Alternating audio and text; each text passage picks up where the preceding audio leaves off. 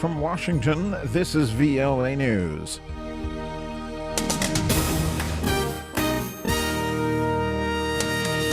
Greek police may have a break in the investigation of terrorist activity in Belgium. I'm Vincent Bruce reporting. Greek police say they have detained at least 4 people for questioning in connection with a foiled terrorist plot to attack Belgian police. A police source says authorities are seeking to determine if the 4 arrested on Saturday include Abdelhamid Abaaoud, the suspected mastermind of a suspected terrorist cell dismantled by Belgian police on Thursday.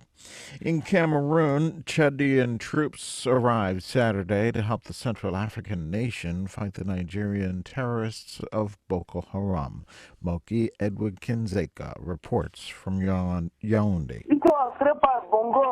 Cameroon state radio journalist Said Abdoul Karim, who is based in the town of Kousseri on the border with Chad, told VOA in a telephone interview that thousands of Chadian soldiers came into Cameroon in a convoy of military trucks Saturday morning. Chad said last Wednesday that it would support Cameroon, whose president, Paul Biya, had appealed for a coordinated international response to Boko Haram. Moki Edwin Kindzeka, VOA News, Yaounde. The French embassy in Niger's capital, Niamey, issued a statement on its website Saturday warning French citizens not to go out on the streets. That as demonstrators in Niamey have set fire to churches in a second day of violent protests against French magazine Charlie Hebdo's cartoons of the Prophet Muhammad. 5 people were killed Friday in Niger in anti-Charlie Hebdo rioting.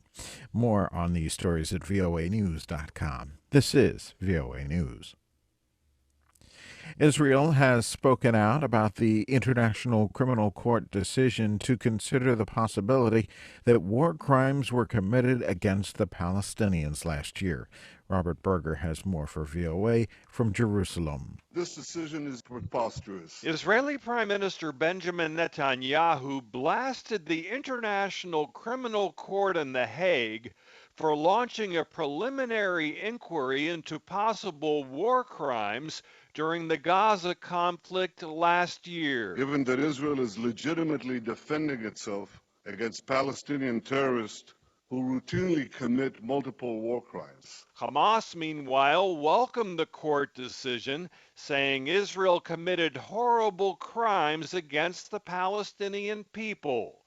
More than 2,100 Palestinians and 73 Israelis were killed during the 50-day conflict. Robert Berger for VOA News, Jerusalem. Both Israel and the United States have criticized the decision by the International Criminal Court, again, which is considering the possibility that war crimes were committed against the Palestinians last year. A truck fire has halted rail service through the Channel Tunnel between Britain and France.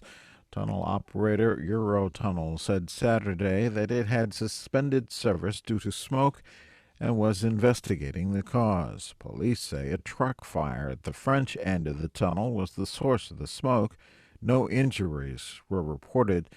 Eurostar said no trains would be running Saturday and recommended passengers postpone their travel plans and not come to train stations. Eurostar, which runs the trains that go through the passage under the English Channel, said the smoke was detected in the North Tunnel.